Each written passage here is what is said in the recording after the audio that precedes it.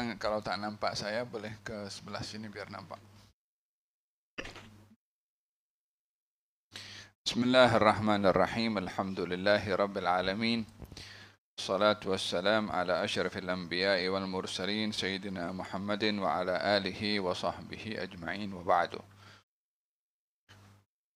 قال المؤلف والإمام العلامة الحبيب علي بن حسن بن عبد الله العطاس في كتابه العطية الهنية والوصية المرضية لذوي القلوب النقية إلى أن قال رضي الله عنه: وقال سيدنا عبد الله الحداد بعد إيراد هذا الحديث: وهذا تكفل خاص بعد التكفل العام الذي تكفل الله به لكل دابة في الأرض في قوله: وما من دابة في الأرض إلا على الله رزقها. فيكون معناه زيادة التيسير ورفع المؤنة والكلفة في طلب الرزق وحصوله والله أعلم. Berkata Imam Abdullah bin Ali al-Haddad. Imam Abdullah bin Ali al-Haddad hidup pada abad yang meninggal pada permulaan abad yang ke-12 atau 12. Nah, beliau adalah guru kepada Al-Habib Ahmad bin Zain Al-Habsyi dan Al-Habib Umar bin Muhammad bin Sumir yang pergi ke Juzur Qamar. Al-Imam Abdullah bin Al-Haddad di masa kecilnya terkena penyakit chicken pox. Kemudian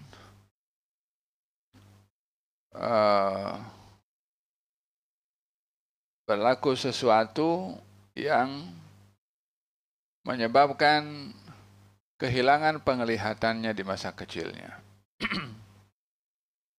Di masa kecilnya Imam Abdullah bin Al-Haddad sudah hilang penglihatan. Ibunya susah hati dan ibunya sentiasa berdoa agar supaya anaknya dijaga oleh Allah Subhanahu wa taala disebabkan kehilangan penglihatan. Pada zaman yang begitu sukar, ukuran 300 tahun yang lalu. Seperti mana sunnatullah, ketetapan yang ditetapkan oleh Allah pada hambanya, bila Allah menduga seorang hamba dengan mengambil salah satu daripada anggota badannya, maka Allah gantikan dengan yang lain. Sehingga dalam hal ini Allah Subhanahu wa taala memberikan kelebihan kepada sebahagian orang yang kurang upaya, yang kelebihan itu tidak ada pada orang yang sehat. Dulu saya masih belajar di Mesir, ada kawan-kawan saya itu dia kehilangan penglihatan, tapi punya hafazan Qur'annya punya lancar dan kuat, lebih daripada orang yang punya penglihatan. Zaki, diberikan kecerdasan dan kuat ingatan. Seorang yang kehilangan penglihatan yang cukup masyhur di Mesir, Syekh Abdul Hamid Kishk. Pernah dengar kalau khutbah yang dikatakan singa podium? Dia kehilangan penglihatan, tapi kalau khutbah hafazan hadisnya, Qur'annya luar biasa. Sehingga dalam hal ini Allah Subhanahu wa taala memberikan kelebihan kepada seseorang yang diambil sebahagian daripada anggota badannya, baik penglihatan, pendengaran. Pernah itu tengok orang belajar Quran pakai braille. Pernah menziarahi satu ma'had khusus untuk orang kehilangan penglihatan yang belajar Quran dan menghafal Quran pakai braille. Itu madrasah yang belajar semuanya orang buta. Ada yang baru belajar, ada yang sudah hafal Quran pakai braille. Kita yang sehat, segar, bugar nih kan. Fahim tuh. Al-Imam Abdullah bin Al-Haddad salah seorang yang diberikan kelebihan itu oleh Allah Subhanahu wa taala walaupun diambil penglihatannya. Namun digantikan oleh Allah kekuatan pada ingatannya sehingga menghafal Al-Quran, menghafal hadis, bait-bait syairnya dihafal, dianugerahkan oleh Allah ilmu yang luar biasa, ilmu laduni, diberikan oleh Allah ma'rifah yang tinggi. Berjumpa dengan gurunya Imam Umar bin Abdurrahman Al-Attas yang juga kehilangan penglihatan. Syekhnya Al-Imam Al-Haddad Al-Habib Umar bin Abdurrahman Al-Attas, sahibul ratib. Kita tahu ada ratib dua kan, ratib Attas dan ratib Haddad. Imam Umar bin Abdurrahman Al-Attas, sahibul ratib, gurunya Imam Abdullah bin Al-Haddad pun juga kehilangan penglihatan. Tapi dapat melahirkan orang-orang seperti Imam Abdullah bin Al-Haddad. Imam Umar bin Abdurrahman Al-Attas datuknya ini, sahibul kitab. Fahim dong. Jadi dengan demikian Imam Abdullah bin Al-Haddad digantikan oleh Allah Subhanahu wa taala setelah kehilangan penglihatannya di masa kecil, diberikan oleh Allah Nurul Basirah. Nurul Basirah ini cahaya di dalam hatinya, sehingga diberikan oleh Allah Subhanahu wa taala kelebihan cepat tangkap, paham dan juga menghafal, dan dianugerahkan oleh Allah ilmu laduni. Katanya Imam Abdullah bin Al-Haddad berkata, mengomentari hadis di atas. Apa hadis di atas? Hadis yang di mana baginda Rasulullah bersabda, "Man tafaqqaha fid din kafahullahu hammahu wa razaqahu min haitsu la yahtasib." Barang siapa orang yang dia belajar agama, maka Allah akan cukupkan segala keperluannya dan Allah akan memberikan rezeki kepada orang itu daripada sumber yang ia tidak menyangka. Dan hadis yang kedua, innallaha ta'ala takaffala li talibil ilmi birizqih. Allah itu menjamin kepada orang yang belajar ilmu akan rezekinya. yakni Allah menjamin rezeki pelajar, orang yang belajar ilmu. Faham dong? Kata Imam Al-Haddad mengatakan, jaminan dari Allah ini adalah jaminan khusus setelah jaminan umum. Apakah jaminan khusus dan jaminan umum? Jaminan yang am itu di dalam Al-Quran Allah berfirman, وَمَا مِنْ دَابَّةٍ فِي الْأَرْضِ إِلَّا عَلَى اللَّهِ رِزْقُهَا. Tidak ada apa-apa makhluk yang melata di atas muka bumi ini, baik itu manusia atau binatang, illa 'alallahi rizquha, kecuali atas Allah rezeki mereka. yakni rezeki semua makhluk ini dijamin oleh Allah Subhanahu wa taala. Tidak ada seseorang yang rezekinya tidak dijamin oleh Allah. Walaupun jaminan rezeki itu satu dengan yang lain berbeza. Ada orang yang diberi rezeki kaya, ada orang diberi rezeki oleh Allah sederhana, ada orang diberi rezeki oleh Allah kurang. Tapi tetap Allah Subhanahu wa taala menjamin rezekinya. Yang diberikan rezeki oleh Allah lebih agar supaya dia mengeluarkan zakatnya dan membantu orang yang rezekinya kurang. Yang rezekinya kurang, maka hendaklah dia berusaha dan berhak untuk menerima pemberian, baik itu sedekah atau zakat, daripada orang yang diberi rezeki lebih oleh Allah Subhanahu wa taala. Sehingga dengan demikian masing-masing itu diberikan oleh Allah jaminan rezekinya. Orang kaya dia bukan hanya boleh memiliki semua duitnya.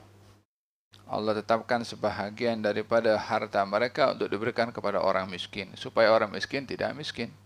Karena tujuan zakat adalah mengangkat kemiskinan.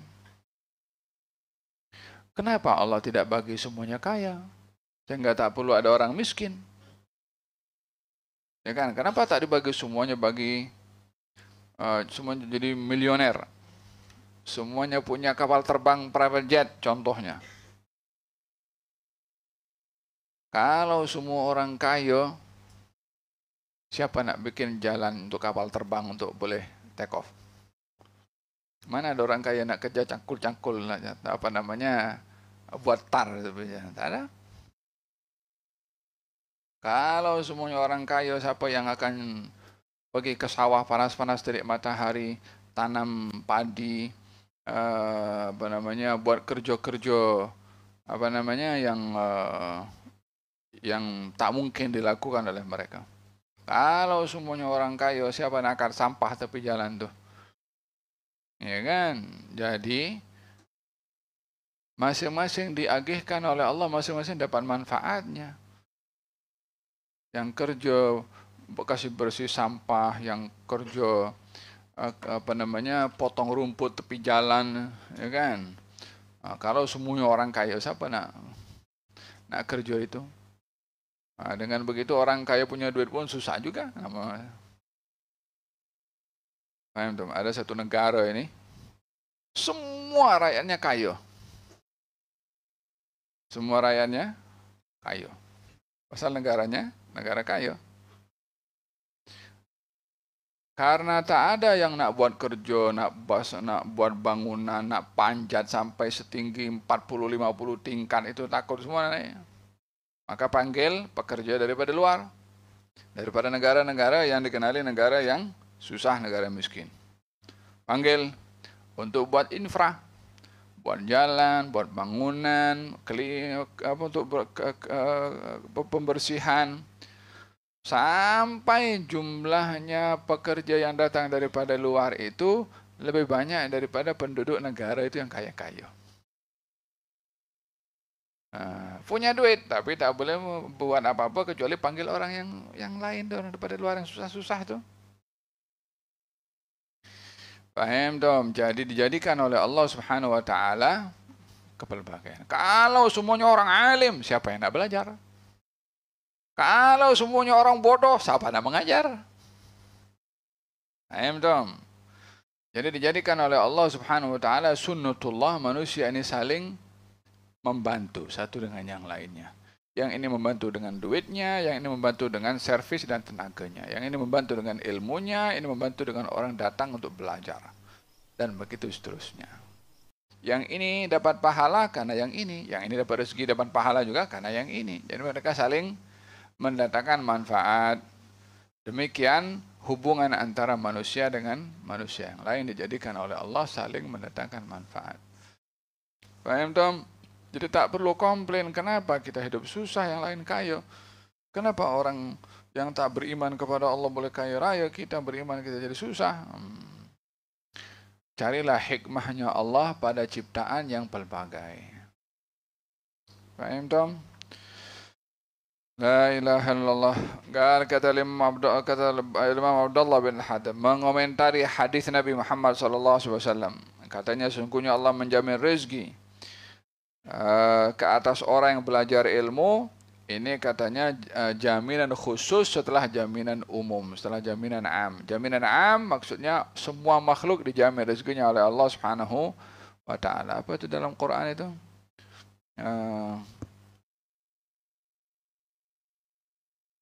Wa ma min dabatin fil wa ka'ayyin min dabatin la tahmilu rizqaha Allah yarzuquha wa iyyakum. Wa ka'ayyin min dabatin la tahmilu rizqaha. Semua yang melata di atas muka bumi ini yang bergerak makhluk, tak kira manusia ke, tak kira hatta binatang, hatta semut yang bergerak di atas muka bumi. Dabbah yang bergerak di atas muka bumi, baik berjalan atau merangkak, baik yang kaki 2, baik yang kaki 4 atau yang lebih. Semua makhluk la tahmilu rizqaha. Mereka tidak dapat menjamin rezekinya sendiri, tidak dapat membawa rezeki untuk diri mereka sendiri. Siapa bagi rezeki? Allah yarzuquha. Allah yang memberi rezeki kepada semua itu. harta kepada semut, harta kepada burung, kan? Itu kalau tengok kita dekat Animal Planet itu kan. So kalau kita tengok betapa banyaknya ikan di dalam lautan. Dijadikan oleh Allah satu ikan kalau beranak, langsung banyak. Sebabnya apa? Menjadi makanan kepada ikan-ikan yang lain yang lebih besar. Jadi ikan kecil jadi makanan kepada ikan besar. Ikan besar jadi makanan kepada manusia. Faham tak? Orang pergi memancing itu pelayan orang yang pergi ke memancing dekat lautan, nelayan itu kan. Oh, hari-hari berapa banyak orang makan ikan. Tak habis-habis itu ikan. Hari ini menunya apa? Ikan ke apa? Paham dong? Kita di sini makan ikan. Dekat Malaysia ini seberapa juta orang makan ikan. Belum lagi yang dekat negara-negara di atas muka bumi ini makan ikan. La ilaha illallah. Tak habis-habis ikan hari-hari dimakan. Kambing pun sama. Rumput dimakan kambing, kambing dimakan manusia. Rumput dimakan lembu, lembu dimakan manusia. Jadi manusia ini semua dimakan. Paham tak? Kambing tidak makan ikan bakar. Ada kambing makan ikan bakar? Tak ada. Ada makan tom yum? Tak ada. Makan seafood? Tak ada. Lembu, kalau itu lembu dihidangkan kambing guling atau diberi sosis, dia tetap makan rumput. Ya kan? Manusia, tumbuh-tumbuhan pun dimakan, sayur dimakan, kambing dimakan, rusa dimakan, arnab dimakan, lembu dimakan, onta dimakan. Wahai manusia ini kan hanya harimau saja tadi makan oleh manusia. Di antara yang dihalalkan oleh Allah untuk manusia dan yang diharamkan lagi banyak yang dihalalkan. Siapa yang bagi semua itu? Allah Subhanahu wa taala. Paham? Jadi semua makhluk ini dijadikan oleh Allah untuk melayan kepada manusia. Jadi sepatutnya makhluk manusia ini melayan siapa? Melayan yang cipta manusia, yang menciptakan segala-galanya untuk manusia. Itu yang perlu untuk dilayan. Dengan ibadahnya, dengan imannya. Akan tetapi, wa qalilun min ibadiyasy syakur. Sikit manusia itu yang bersyukur, selalunya kurang. Paham dong? Oh, hari-hari makan nasi dengan kicap jo. Yang tak makan kan makan dengan kicap pun sedap juga, manis. Hari-hari dengan ikan bilis saja, hari-hari nasi lemak. Oke, bagi tak mau makan nasi lemak, oke, masak makan kari ayam, oke kari ayam. Hari-hari ayam jo, bagi kambing. Hari-hari kambing jo. Manusia nak apa? Oleh sebab itu, sebaik-baik orang yang diberi rezeki oleh Allah, lalu dia merasa qanaah, merasa cukup dengan rezeki tersebut, merasa kaya dengan rezeki tersebut. Makan dengan kecap, alhamdulillah. Bila manusia itu bersyukur, bila menghargai pemberian Allah dan tidak membandingkan nikmat kita dengan nikmat orang lain. Berkali-kali saya sebut, jangan suka banding-bandingkan apa yang kita punya dengan apa orang lain punya. Jangan sekali-kali pandang harta orang lain. Handphonenya apa aja namanya, cincinnya apa aja namanya, pennya apa aja namanya, kain pelekatnya apa aja namanya. Nah, jangan tengok apa yang orang lain punya. Untuk supaya tak merasa kita ini tak cukup dengan apa yang kita punya ya. Unless kalau ingin tahu apa orang lain punya dan kita ingin beli sesuatu, ingin mendapatkan maklumat tentang sesuatu itu silahkanlah. Tapi jangan sampai merasa tidak puas hati dengan apa yang kita punya karena membandingkan dengan apa yang orang lain punya. Nah, kata Imam Al-Haddad mengatakan kalau semua makhluk ini rezekinya dijamin oleh Allah, orang yang belajar itu dijaminnya dua kali. Satu dijamin secara umum, karena semua makhluk itu dijamin. Yang kedua secara khusus, yaitu Nabi bersabda, Allah menjamin kepada orang yang mencari ilmu rezekinya.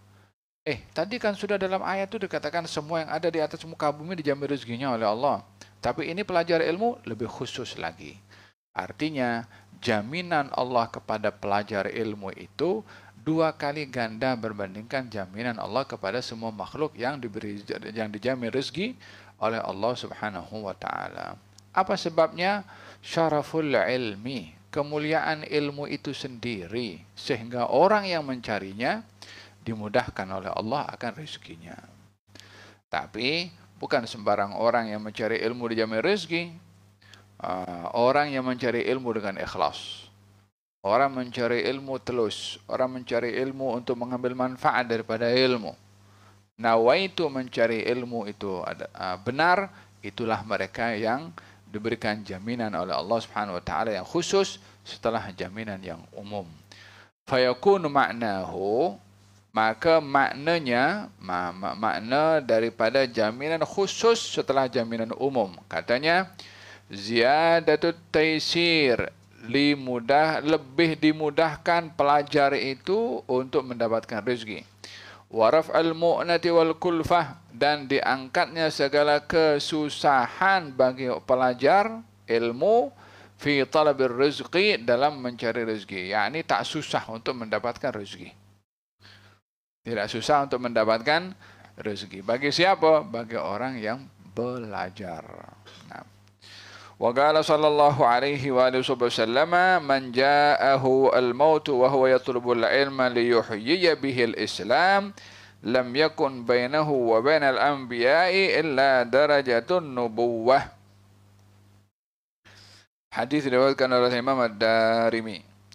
Katanya, barang siapa yang didatangi oleh kematian sementara ia sedang mencari ilmu, tujuannya untuk menghidupkan dengan ilmu itu akan agama Islam, lam yakun bainahu wa bainal anbiya, maka tiadalah penghalang antara dia dengan para anbiya kecuali darjat kenabian.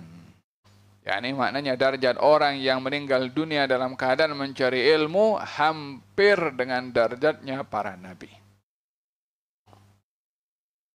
Paham dong? Dan ini sekali lagi dikatakan kemuliaan ilmu itu sendiri yang mengangkat darjat seseorang. Yarfa'illahu alladhina amanu minkum walladhina utul ilma darajat. Allah mengangkat orang-orang beriman di antara kamu, di antara orang tak beriman.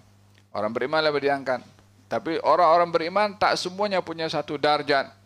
Diangkat daripada golongan orang beriman, orang-orang yang berilmu, lebih daripada orang-orang beriman yang tidak berilmu. Orang beriman diangkat darjatnya lebih daripada orang yang tidak beriman. Orang berilmu daripada kalangan orang beriman diangkat darjatnya lebih daripada orang beriman yang tak berilmu. Jadi dengan demikian orang itu dihormati bukan hanya karena imannya, tetapi karena ilmunya. Ada orang beriman tapi tak berilmu. Ada orang beriman tapi ia berilmu. Yang berilmu didahulukan.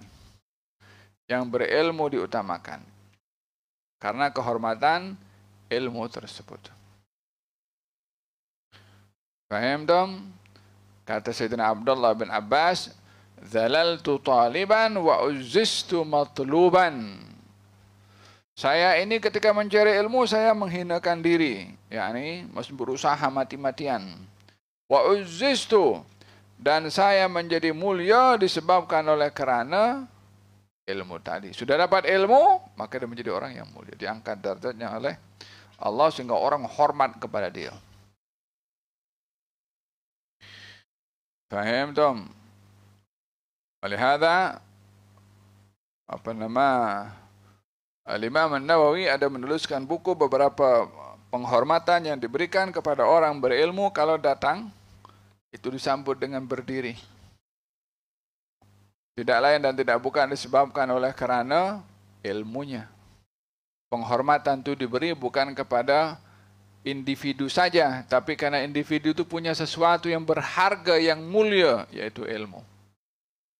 Maka dihormati. Paham dong? Wa'lam anna al-ilma bahrun mutalatimun la akhira lahu. Ketahuilah bahwa ilmu itu umpama lautan yang terbentang luas, yang tidak berpenghujung, seakan-akan tidak ada sempadannya. Kalau kita pergi ke laut itu, ya kan? Pernah pergi naik kapal laut pergi kemana-mana? Dulu kita masih belajar di Mesir, pergi ke umrah atau pergi ke haji, naik kapal laut 2 malam. 2 malam di atas kapal. Bangun tidur nampak macam tu, keliling-keliling pun semuanya lautan, macam tak ada rumah, tak ada apa. Esok pagi pun sama macam tu, tak ada perubahan pemandangan. Lah nampak kelapa sawit, wala nampak apa, tak ada. Bangun tidur balik, bangun tidur balik, macam tu pemandangan tak berubah. Seakan-akan lautan ini tak ada penghujungnya. Ilmu itu seperti itu. Wa fawqa kulli dhi ilmin alim. Di atas setiap orang yang berilmu ada lagi yang lebih berilmu. Jadi tidak boleh ilmu itu dibatasi oleh seseorang.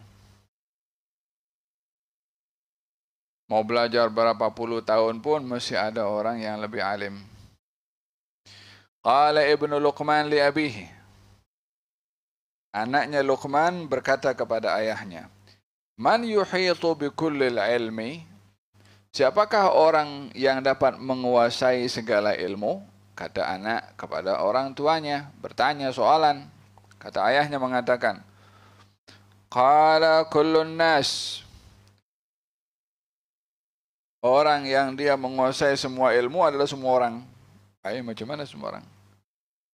Hadza fima utu.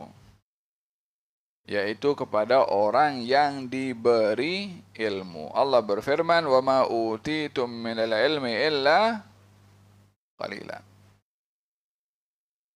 Dan kamu tidak diberi ilmu itu kecuali sedikit. Yani semua orang ini kalau berhimpun dengan ilmu masing-masing, tetap ilmu yang ada pada mereka itu sedikit berbandingkan hakikat ilmu yang disimpan oleh Allah pada makhluknya. Wa ma utitum minal ilmi illa qalila. Walihada Nabi Musa pernah ditegur oleh Allah Subhanahu wa taala disebabkan oleh kerana ditanya oleh Bani Israel, "Wahai Nabi Allah, siapa orang yang lebih alim daripada engkau?" Katanya tidak ada. Ketika mengatakan tidak ada dan tidak mengembalikan bahwasanya Allah yang Maha mengetahui siapa yang lebih alim daripada aku, maka dalam hal ini Allah Subhanahu wa taala menegur kepada Nabi Musa. Ada hambaku yang berada di Majma'ul Bahrain, yaitu Nabi Khidir maksudnya, memiliki ilmu yang tak ada pada engkau. Kau pergi kepada dia, kau jumpa dengan dia, kau belajar daripada dia. Seperti mana kisahnya dalam surat Al-Kahfi. Pergi atau tidak Nabi Musa? Pergi, cari, jumpa, dapat, dan belajar pun juga. Intinya walaupun Nabi Musa itu Nabi, Rasul, dan Ulul Azmi, dan dia adalah menerima wahyu dari Allah, diajak berbicara oleh Allah tanpa hijab. Wa kallama Allah Musa taklima, diajak berbicara langsung oleh Allah Subhanahu wa taala. Walau bagaimanapun juga kedudukan seorang pada ilmunya, ilmu itu tidak boleh dibatasi oleh seseorang. Paham dong? Oleh sebab itu Nabi diperintahkan oleh Allah minta, dan satu-satunya permintaan yang diperintahkan oleh Allah dalam Quran kepada Nabi, minta tambahan ilmu. Walaupun ilmunya Nabi ini amat luar biasa, ilmu awwalin wal akhirin. Ilmunya orang-orang dulu dan ilmu yang akan datang diajarkan oleh Allah Subhanahu wa taala kepada baginda Rasulullah. Bahkan ilmu-ilmu yang tak diketahui oleh para anbiya dan para rasul. Perjalanan Nabi SAW pada Isra Mi'raj dibuka oleh Allah Subhanahu wa taala semua alam. Alam barzakh dibuka oleh Allah. Jumpa dengan para anbiya di alam barzakhnya, berkomunikasi dengan mereka, bercakap dengan mereka. Nabi jumpa dengan Nabi Musa di kuburnya, jumpa dengan Nabi Ibrahim, jumpa dengan para anbiya semua, menjadi imam di Masjidil Aqsa kepada seluruh para anbiya. Dan semua mereka para anbiya yang sudah berada di alam barzakh dihimpunkan oleh Allah dengan ruh-ruh mereka untuk salat dengan Nabi SAW. Oh, berarti Nabi bersemuka dengan mereka yang berada di alam barzakh.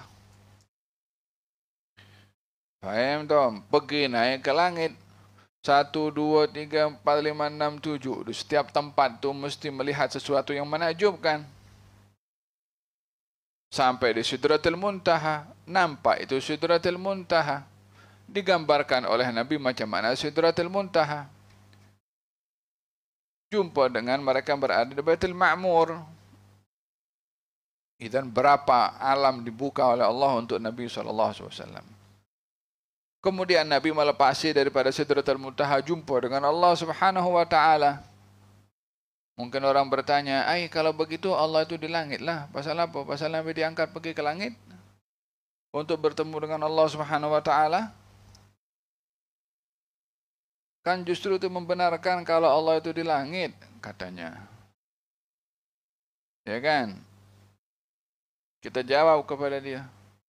Waktu Allah Subhanahu wa taala perintahkan Nabi Musa untuk untuk bertemu dengan Allah Subhanahu wa taala di Gunung Tur. Ya kan? Allah kan suruh Nabi Musa pergi ke Gunung Tur untuk berjumpa dengan Allah. Berarti Allah ada di Gunung Tur ke masa itu? Kalau di Gunung Tur maknanya pindahlah daripada langit pergi ke Gunung Tur. Tak masuk dia, kalau yang berpindah itu makhluk. Allah Subhanahu wa taala tak memerlukan kepada tempat untuk berpindah daripada satu tempat ke tempat yang lain. Lalu kalau begitu, apa maksudnya perjumpaan Allah dengan Nabi Muhammad di langit atau lepas daripada langit? Itu adalah tempat yang Allah pilih untuk Nabi jumpa dengan Allah. Seperti mana Allah pilih Gunung Tur untuk jadi tempat pertemuannya Allah dengan Nabi Musa. Terpulang kepada Allah, nak boleh tempat di mana? Di langit ke? Di bumi ke? Dia punya semua. Tapi bukan bermakna Allah di langit atau di Gunung Tur. Lalu kalau begitu Allah itu di mana? Soalan Allah itu di mana sudah salah, jawabannya pasti salah. Soalannya salah. Saya tanya contohnya, ini saya tanya ya, ini adalah pinggan atau mangkok? Apa jawabannya? Kalau sudah saya tanya pinggan atau mangkok, bukan pinggan, bukan mangkok ya. Soalannya salah, jawabannya mesti salah. Faham tom? Allahu kan la makan. Allah itu kekal abadi dahulu sebelum adanya tempat dan tak perlu kepada tempat. Wa huwa al-an ala ma alaihi kan. Dan dia sekarang seperti mana ia dahulu. Sekarang ya dengan adanya bumi. Sebelum ada bumi ya sama juga, tak berubah Allah SWT. Sebelum adanya alam semesta, Allah adalah Allah. Faham dong? Naam. Wa ma utitu minal ilmi. Di antara permintaan Nabi SAW yang disuruh oleh Allah adalah meminta tambahan ilmu. Wa qur rabbi zidni ilma. Itu pun Nabi yang tahu segala-gala ilmu, termasuk ilmu yang saya jelaskan tadi, itu pun masih minta tambahan ilmu. Paham dong? Nah. Fayambaghi laka an tuqaddimal ahamma fal aham. Hendaklah kamu mendahulukan yang lebih penting dan yang lebih penting antara apa namanya di dalam mencari ilmu ini. Kalau luasnya ilmu begitu luas, jadi kita nak belajarnya macam mana? Ambil yang paling utama. Apa yang paling penting untuk kita belajar? Jangan belajar hal yang sunnah kalau belum mahir yang wajib. Jangan fokus kepada yang mubah bila yang sunnah belum diteladani, belum diamalkan. Faham dong? Macam-macamnya ilmu ini luas, dahulukan yang penting dahulu. Apa yang penting? Apa yang menjadi sahnya ibadah kita kepada Allah. Itu basic. Semua orang kena tahu itu. Setiap orang Islam. Tak kira dia pelajar agama atau bukan. Apa yang Allah wajibkan kepada dia, wajib dia tahu. Kalau dia seorang pilot, itu orang pilot. Kalau dia pekerja sebagai orang yang kerja untuk potong rumput di tepi jalan, dia Muslim ke? Muslim, wajib dia belajar ilmu tentang sholat. Itu sholat bukan wajib kepada orang di madrasah saja, bukan orang di masjid saja, kepada setiap orang Islam.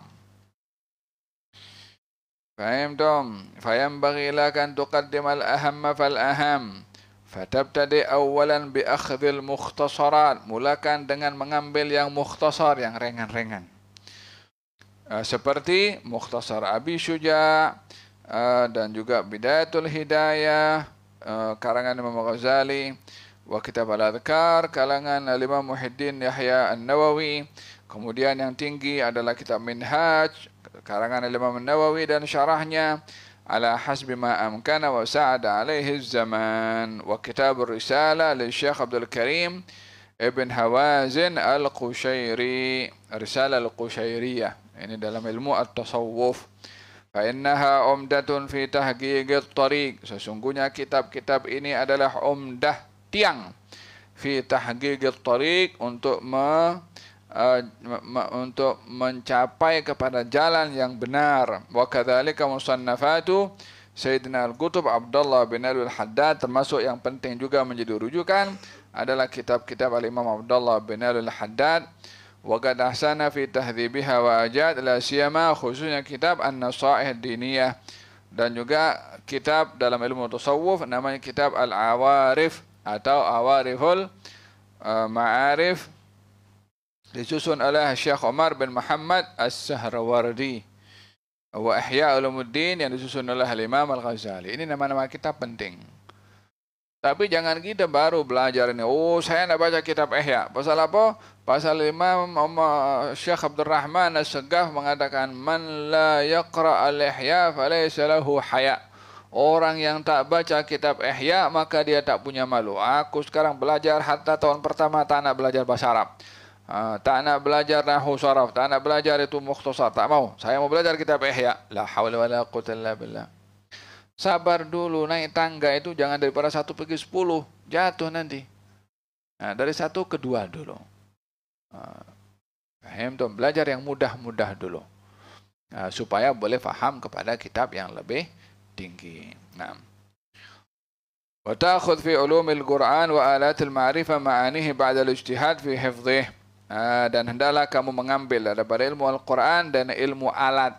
Ilmu alat itu ilmu-ilmu yang boleh membawa kita memahami ilmu Al-Quran. Baik itu ilmu nahunya, ilmu sastranya, ilmu sarafnya. Lil fadlil warid fi dhalik. Setelah kamu menghafal Al-Quranul Karim, belajarlah ilmu-ilmu yang lain karena keutamaan ilmu-ilmu tersebut.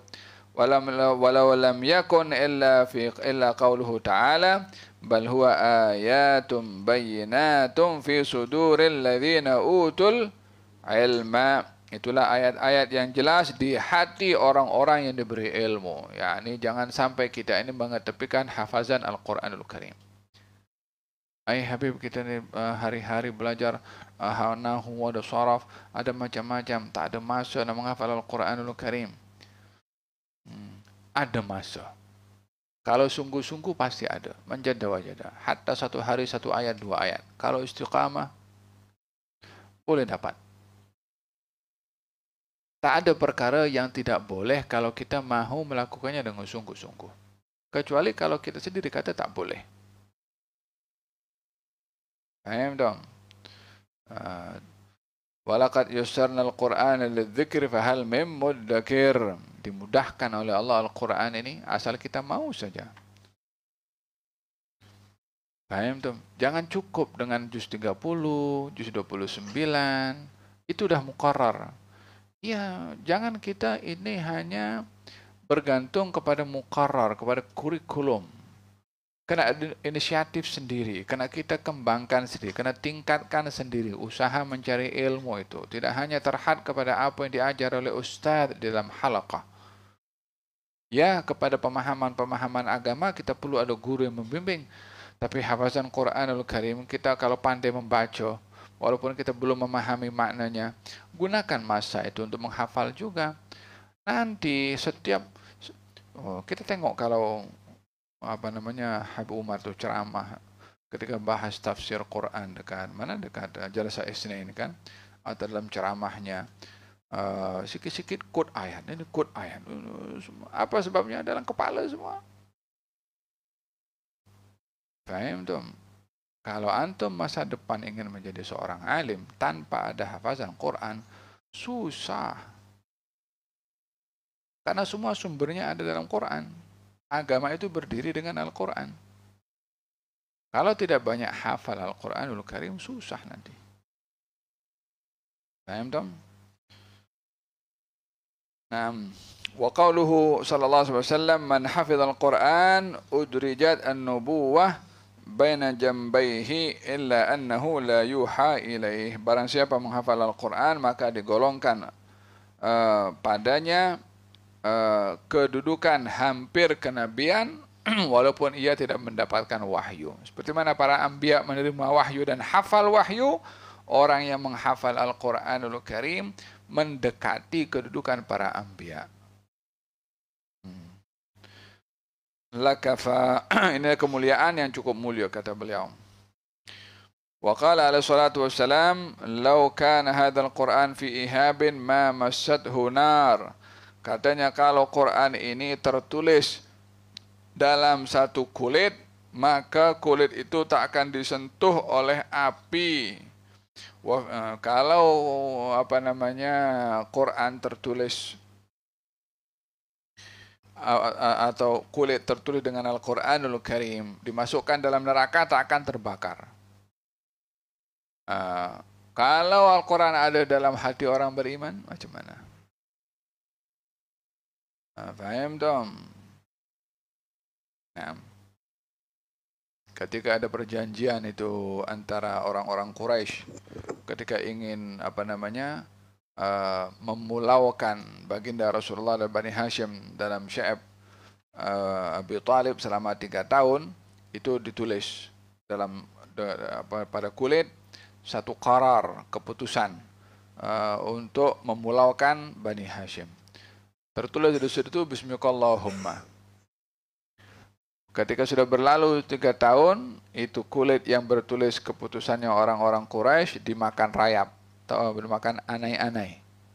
Semua kulit itu dimakan anai-anai, kecuali tulisan Bismillahirrahmanirrahim yang tak dimakan. Anai-anai pun tahu kehormatan nama Allah Subhanahu wa taala, karena yang ciptakan anai-anai itu Allah juga. Faham dong? Apatah lagi kalau Quran ada di dalam hati orang yang beriman, betapa mulianya orang yang menghafal Al-Quran di sisi Allah Subhanahu wa taala. Di antara jasad yang tidak dimakan oleh tanah ketika orang meninggal dunia, jasad orang yang hafal Al-Quran. Jadi ambil peluang untuk menghafal walaupun bukan kurikulum secara keseluruhan untuk menghafal Al-Quran secara keseluruhan. Inisiatif sendiri.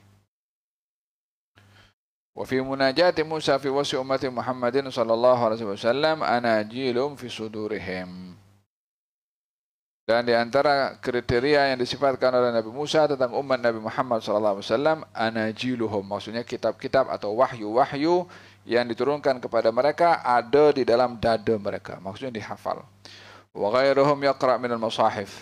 وقال الإمام الشافعي رضي الله عنه لو تصدق إنسان بصدقة للقراء صرفت إلى الحفاظ صرفت إلى الحفاظ ولو تصدق بصدقة لأعقل الناس صرفت إلى الزهاد في الدنيا.